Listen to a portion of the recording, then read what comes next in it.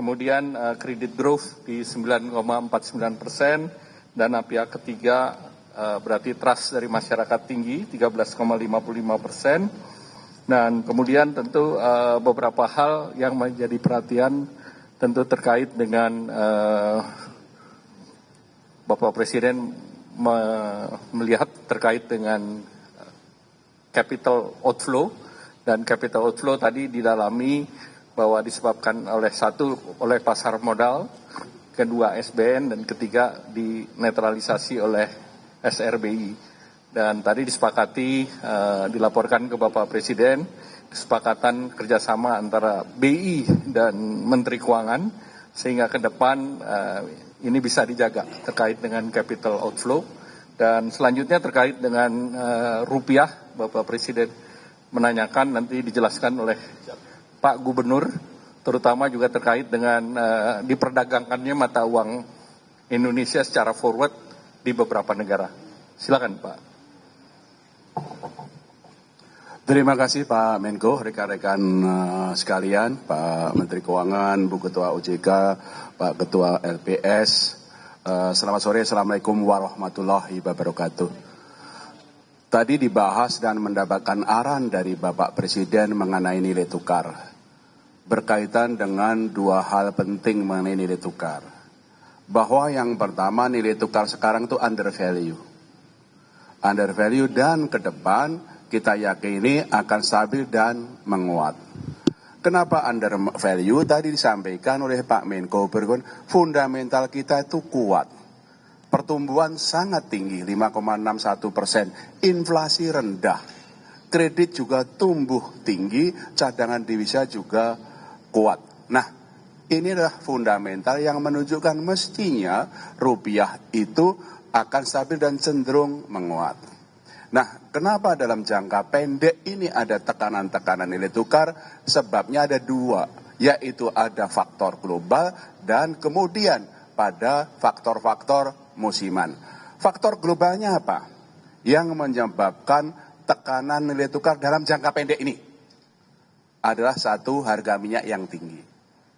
Dua, suku bunga Amerika yang juga meningkat tinggi.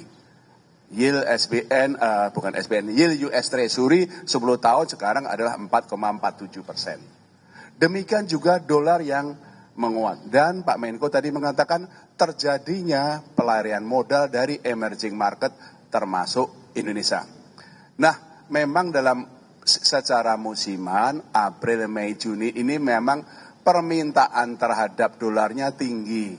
Ada untuk pembayaran repatriasi dividen, ada pembayaran utang, dan juga untuk jemaah haji. Tapi rupiah adalah under value dan ke depan akan stabil dan cenderung menguat. Itu nomor satu.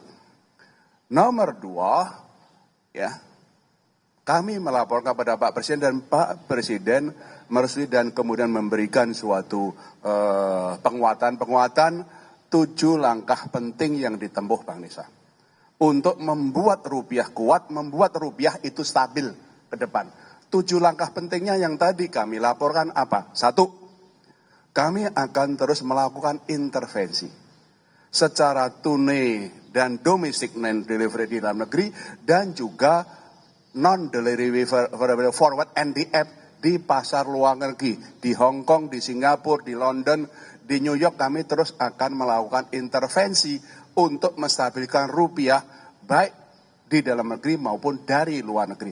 Cadangan devisa kami lebih dari cukup untuk melakukan stabilisasi nilai tukar rupiah itu. Yang kedua, tadi Pak Menko sudah menyebutkan, karena sementara ini SBN itu keluar, kemudian saham, meskipun dalam minggu-minggu terakhir hasil koordinasi dengan Pak Menteri Keuangan sudah mulai inflow, tapi year to date masih outflow. Sementara saham terjadi outflow, sehingga kami bersepakat untuk sementara ini SRBI dibuat perlu inflow. Sehingga inflow-nya SRBI bisa mencukupi outflow-nya SBN dan saham, itu koordinasi kami dengan Pak Menteri Keuangan, sehingga betul-betul menjaga inflow-nya dari portfolio asing itu masih year to date-nya masih terjadi inflow, dan itu memperkuat nilai tukar rupiah. Nomor 3, Ini juga koordinasi dengan Pak Menteri Keuangan, BI akan terus membeli SBN dari pasar sekunder. Ini koordinasi sudah awal tahun koordinasi dan kita lakukan. Kami sudah membeli SBN dari pasar sekunder year to date adalah 123,1 triliun rupiah. Dan kami akan melakukan koordinasi termasuk nanti Pak Menteri Keuangan bisa melakukan masalah buyback dan segala macam. Koordinasi sangat erat antara fiskal dan moneter. Kemudian yang keempat, kami juga dengan Pak Menteri Keuangan menjaga likuiditas di perbankan dan pasaran lebih dari cukup. Yaitu terindikasi dari pertumbuhan uang primer yang selalu double digit.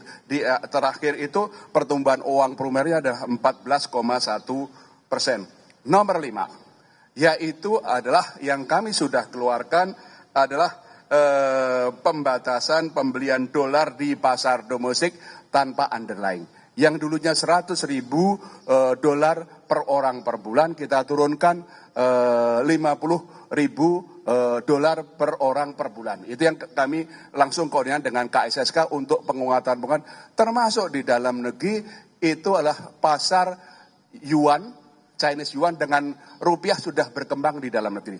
Karena lokal currency kita dengan Cina sama yuan, Cina sama rupiah itu sangat tinggi dan sekarang sudah mulai terbentuk pasar domestik yuan sama rupiah termasuk ini local currency sehingga itu mengurangi atau melakukan diversifikasi dari dolar sehingga itu bisa memperkuat. Nomor 6 adalah penguatan untuk pasar intervensi kami di offshore non-delivery forward.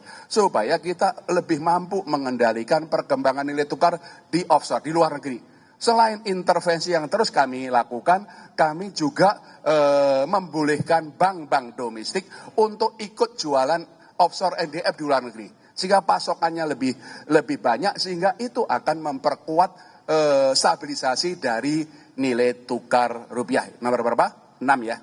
Nomor 7 adalah peningkatan pengawasan kepada bank-bank dan korporasi yang terutama kami lihat bank-bank korporasi yang aktivitas pembelian dolarnya tinggi, kami kirim pengawas ke sana koordinasi dengan Bu Frederica Widiasari dari Ketua OJK untuk memastikan bagaimana stabilitas sistem keuangan terjaga. Terima kasih Pak Menko.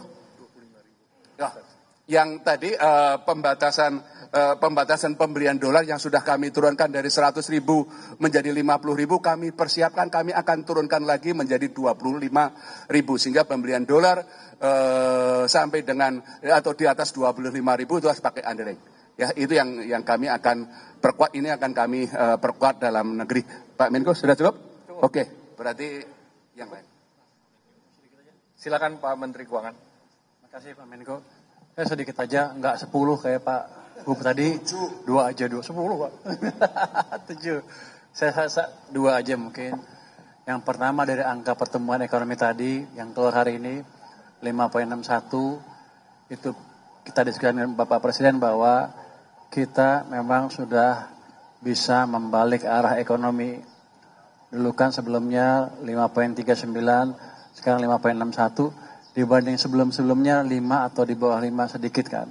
Jadi ekonomi kita sedang mengalami akselerasi. Itu yang tidak disadari banyak orang sehingga orang agak takut dan keluar dari pasar modal. Kan saya kemarin bilang serok aja. Kalau mereka ikut mesti nanti ke depan akan untung banyak. Tapi jelas ekonomi sedang menuju pertumbuhan ekonomi yang lebih cepat. Dan akan kita jaga untuk triwulan kedua dengan berbagai kebijakan, koordinasi dengan Bank Sentral juga menjaga sistem kondisi likuiditas, dan juga kita akan memberikan stimulus tambahan ya Pak Menko ya ke perekonomian yang gak lama lagi akan diumumkan, ya mungkin 1 Juni akan mulai jalan. Yang kedua untuk memperkuat nilai tukar, kami juga akan menerbitkan bond dalam Panda Bond di Cina dengan bunga yang lebih rendah sehingga kita tidak tergantung terlalu banyak ke dolar lagi. Jadi diversifikasi kita akan lebih baik lagi ke depan.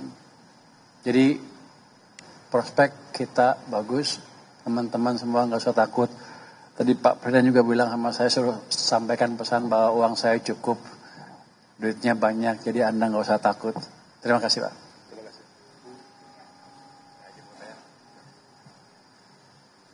Terima kasih Pak Menko, yang saya hormati Pak Menko, Pak Gubernur BI, Pak Menteri Keuangan, Pak Ketua LPS, dan tentu saja rekan-rekan semua yang saya hormati. Selamat malam, Assalamualaikum warahmatullahi wabarakatuh. Baik, tadi kami menyampaikan dari forum tadi, pada intinya kalau dari kami menyampaikan mungkin concern dari yang disampaikan oleh Pak Menko tadi terkait dengan pasar modal. Dapat kami sampaikan kalau teman-teman lihat terjadi outflow ya, karena memang saat ini kondisi dari faktor geopolitik dan geoekonomi secara global, di mana tentu kalau dari the Fed high for longer, makanya pada outflow. Namun selama kita yakini fundamental kita baik ya, kita harapkan ini akan bisa berbalik. Namun demikian dapat kami sampaikan bahwa setelah market event yaitu yang dicetuskan dari semenjak akhir Januari kemarin dari MSCI, dapat kami sampaikan bahwa seluruh hal-hal yang menjadi concern dari global investor terkait dengan transparansi dari pasar modal Indonesia, di mana data dari 1% pemegang saham sudah kita buka. Kemudian granularity dari data dari 9 klasifikasi menjadi 39 sudah kita sampaikan secara sangat granular. Kemudian ultimate beneficial owner juga sudah kita sampaikan, dan juga satu lagi terkait likuiditas yaitu untuk free float di atas 15% dengan stages yang kita sampaikan. Nah kemudian kalau kita melihat bagaimana perbaikan-perbaikan ini tentu menimbulkan implikasi ya. Kalau kita lihat nanti mungkin sebelumnya saya sampaikan, saat ini kalau teman-teman memperhatikan indeks harga saham gabungan, pergerakannya sudah inline dengan indeks-indeks utama seperti LQ45, IDX30 dan sebagainya. Jadi saham-saham yang sekarang pergerakannya sudah lebih ke fundamental, dan kalau kita melihat nanti mungkin pengumuman di Mei ya oleh MSCI dan juga nanti di Juni untuk terkait market kita, ya mungkin kalau di Maret nanti akan ada rebalancing dari indeks MSCI kita, mungkin kita ya expect akan terjadi penyesuaian, namun kita sampaikan ini adalah temporary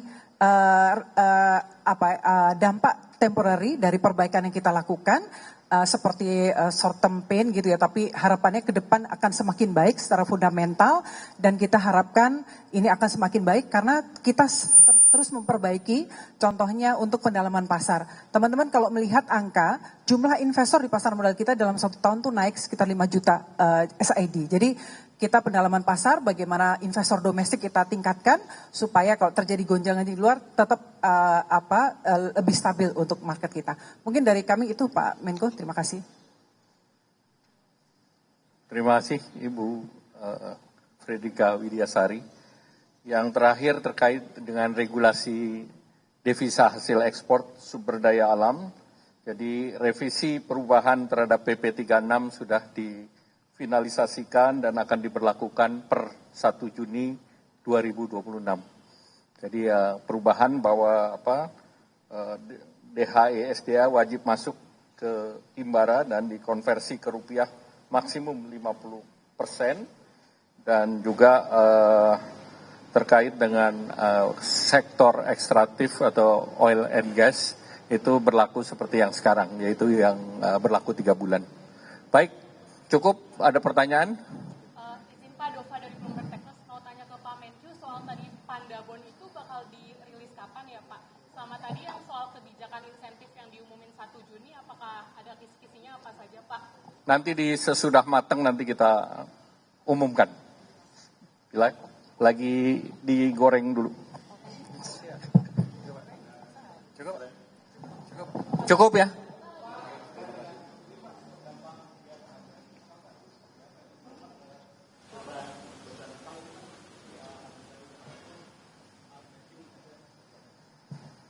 Jadi angka-angka yang saya sebut waktu itu dengan asumsi $100 per barel itu sudah memasukkan